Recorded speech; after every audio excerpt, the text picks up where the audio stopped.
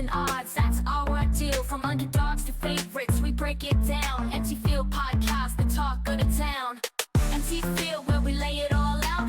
Breaking down games, removing all doubt. Interviews with stars, we bring in the heat. Sports news and odds, talk that can't be beat. Welcome to another episode of the Empty Field Podcast. My name is Mathew Hansen, and today I have a fighter from St. Cloud, Minnesota. It is Joey the Hitman Hart. Joey, how are you, sir? I'm good. Thank you for having me on. Well, yeah, absolutely. First off, tell us about yourself. Well, I'm a professional fighter. This time I'm a welterweight, but this time I'm going up to middleweight to fight for a championship. I'm a finisher. All my wins are by TKO. So I'm a pretty exciting fighter, in my opinion. Cool. How did you get the nickname Hitman? I don't know. I think it just like Hitman Hart, like Bret Hart. It just kind of stuck. It just kind of sounded cool, and I just kind of rolled with it. I don't know if like a friend kind of gave me it, or if people just kind of started calling me it one day, and I just kind of rolled with it. Okay. Before you got into fighting, how was life? It was cool. I feel like before fighting, I didn't really have much going on. I was just kind of, I didn't really have any like passions per se. I was just kind of going through life, whatever. And I think that's why when I first seen fighting, it just kind of hooked me so much because it was unlike anything I had seen. Before that, I wasn't really into any sports. I had skateboarded for a long time. And I was a lot more into that when I was like 14, 15, whatever. But then when I found fighting, I was like 17, 18, and I didn't have much going on, so it was easy to just throw myself into it. Okay, did anybody introduce you into fighting? No, I mean, I had a friend who just showed me like some stuff on YouTube one time, and that was about it. But no, I didn't really have anybody who was like actually a fighter themselves or like a martial artist who brought me in. No, it was kind of just I thought it was cool, and I went out on my own and found a gym. Cool. What part of your game do you trust the most? Man, that's a good question. What's the most? I'd say, well, my clinch game. I feel like nobody, at least that I felt, there's no one where I'm like, oh, I can't clinch with this guy. I feel like I'm good to clinch with anybody. Um, and then I feel like my scramble ability is up there too. Like I feel like any fight I go into, I'm never worried about mixing it up with the wrestling scramble. Like I can always come out on top, and I have the cardio to back it up. Okay. And now with some self-reflection here, what are you actively working on to improve? A lot of stuff right now. I mean, definitely grappling just for this specific matchup. Grappling is going to be important, but really everything. I mean, I've been working on my boxing a lot too, just like cleaning up some of my defensive striking, and using more feints and yeah, really every part of my game. But I guess I'd say the grappling is the main focus right now. Just getting everything sharp.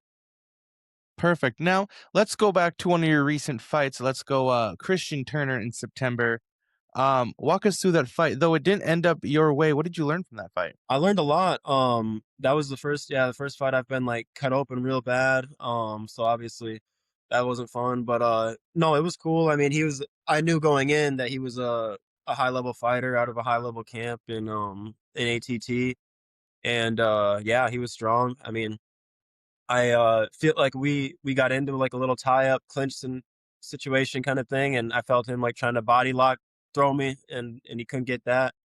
So I was like, okay, I feel like still wrestling wise, like I'm at a high level as far as defending takedowns and all that. But no, yeah, it just sucked getting caught in that choke, and I guess learning wise, just being smart about my defense, not rushing, getting up, like making sure to keep 2-on-1 on the wrist control on the hands and stuff like that. Stop. Before we continue this episode here, are you staying hydrated? No. Have you tried Hydrify? Man, it's not just flavored water. It's clean hydration with electrolytes that actually work. No sugar crash, no junk ingredients. Pretty simple. Hydrify keeps you sharp and fueled for the day.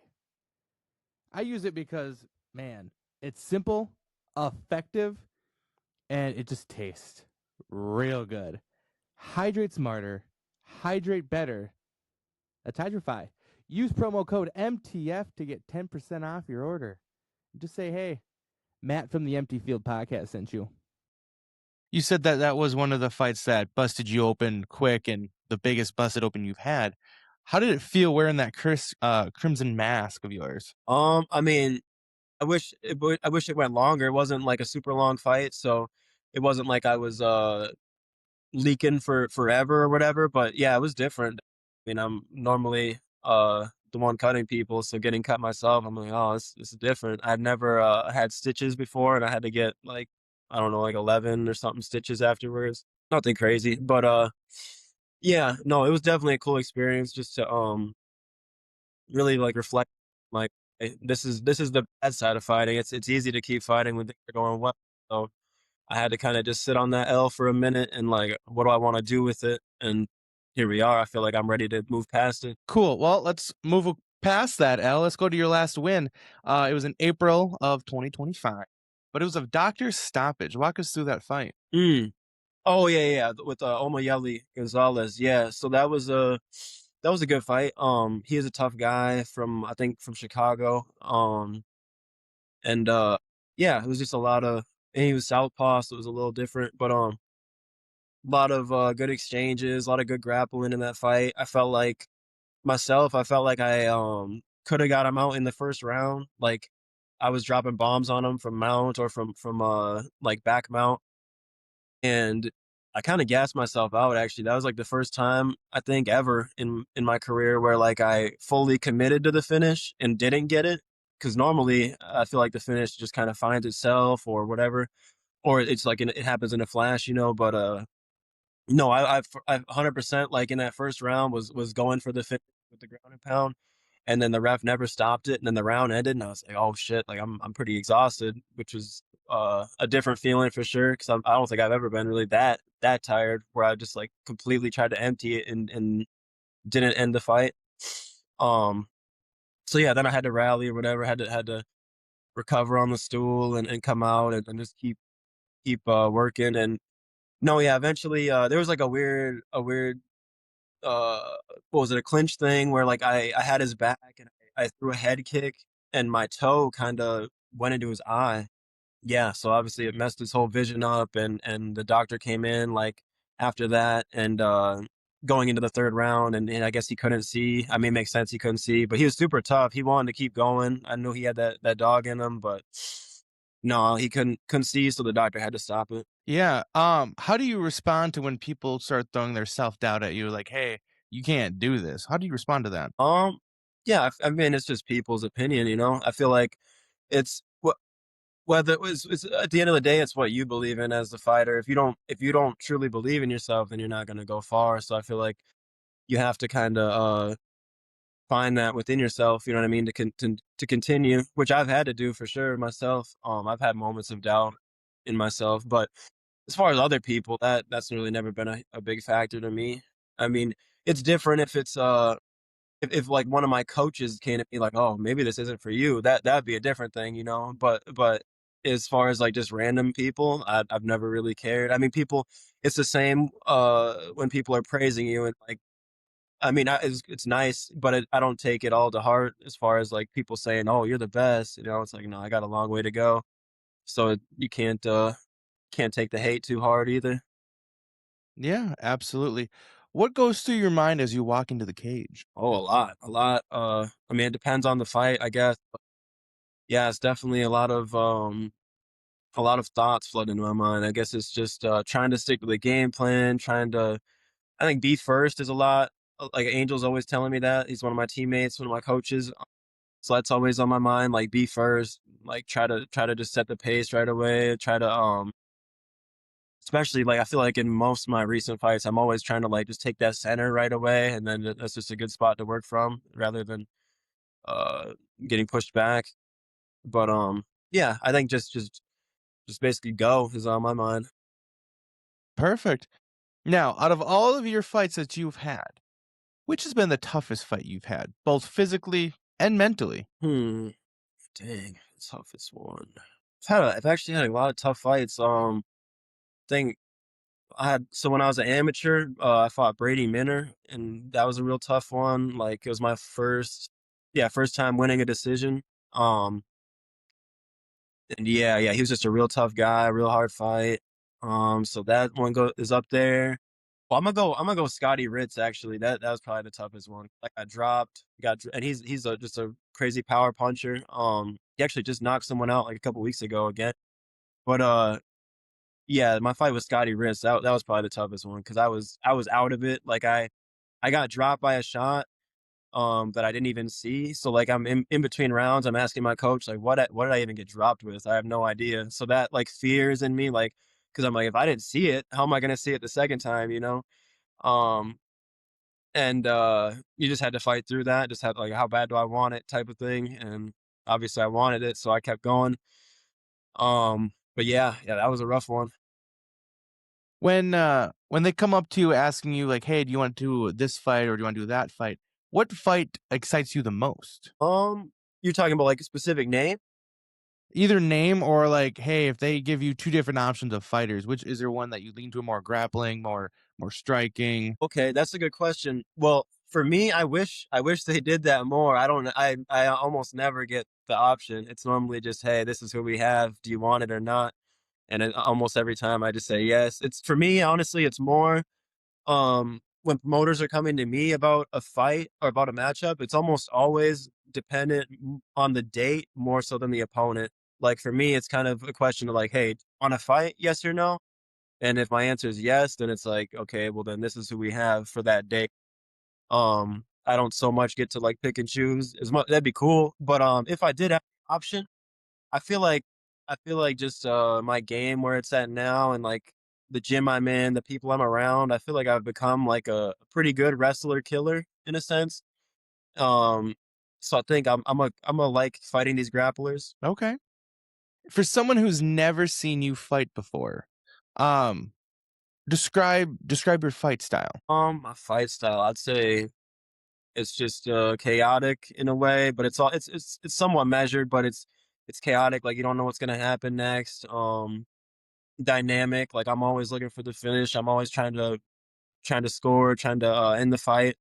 Um, yeah, I just say wild. Like it's doesn't really look. I don't know who I'd compare myself to. I feel like I'm a pretty unique fighter. So yeah, just different. Okay. After it's all said and done, your career is over. How do you want to be remembered by? A good question. I want to be remembered as I think someone who just always took the hard fights, never tried to take the easy road, and someone who's always trying to put on a show. Yeah, I think just someone who definitely you don't want to go take a bathroom break when they're fighting. I feel like that more than anything, as a because I came into this as a fan first, so yeah, I think just being a guy that the fans always want to see, is definitely something I'd like to hold as my legacy. Perfect. All right. Here is the rapid fire portion of the interview. Would you rather do a first round finish or a late round war? Mm. 8 round 4 for this one specifically. Why is that? Just because it's my first time getting to go 5 rounds, and I've had plenty of first round finishes, but this is new, So it'd be nice to mix it up and get some good cage time, have some fun in there. Perfect.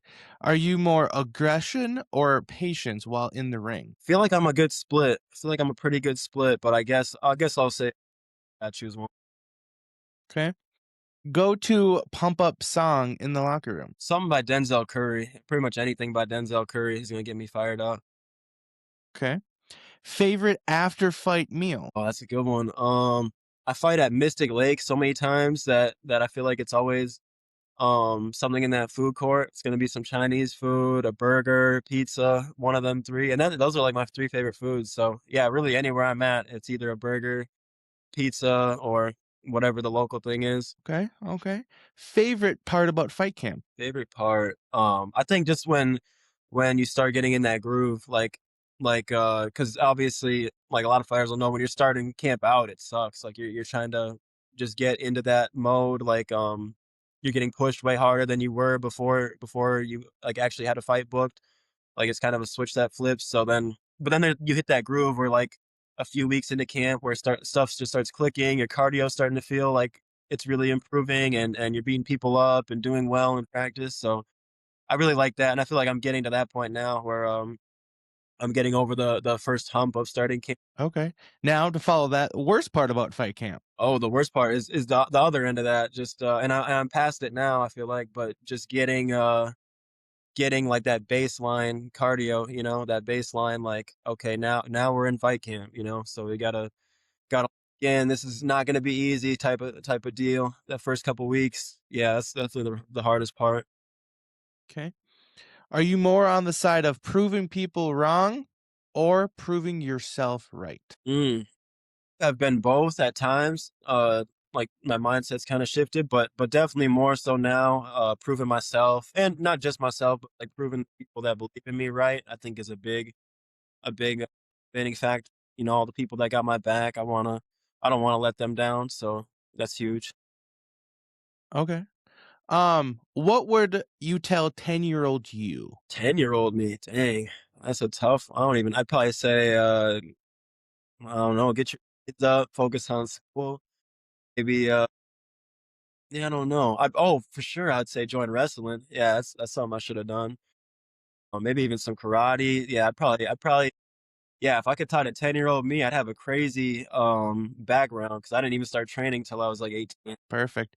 Any special shout outs you want to give? Yeah, just my whole team, all the guys that have been helping me, all the guys that have been showing up to sparring, MMA practices, jujitsu, just everyone I've been getting rounds with, and of course my coach, Brock Larson, and Angel Pacheco, always teaching me and always just helping me be the best version of myself.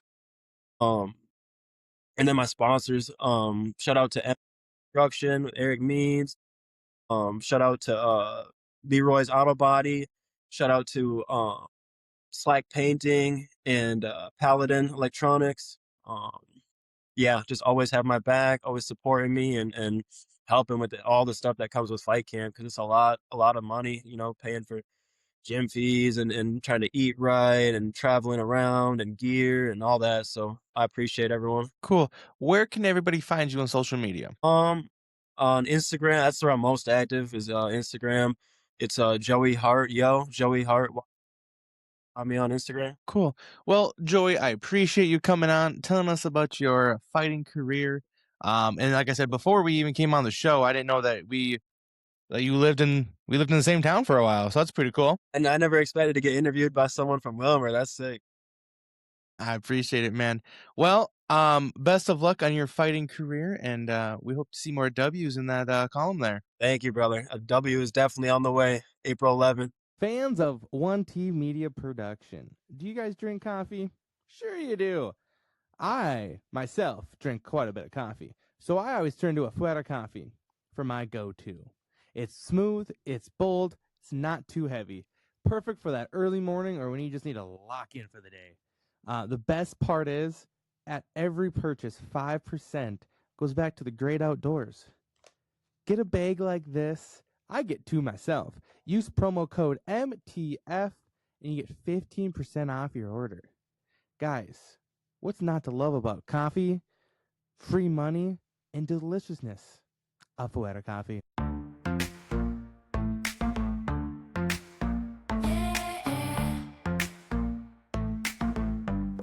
Yeah, MT Field, where the action's real. Sports news and odds, that's our deal. From underdogs to favorites, we break it down. MT Field podcast, the talk of the town.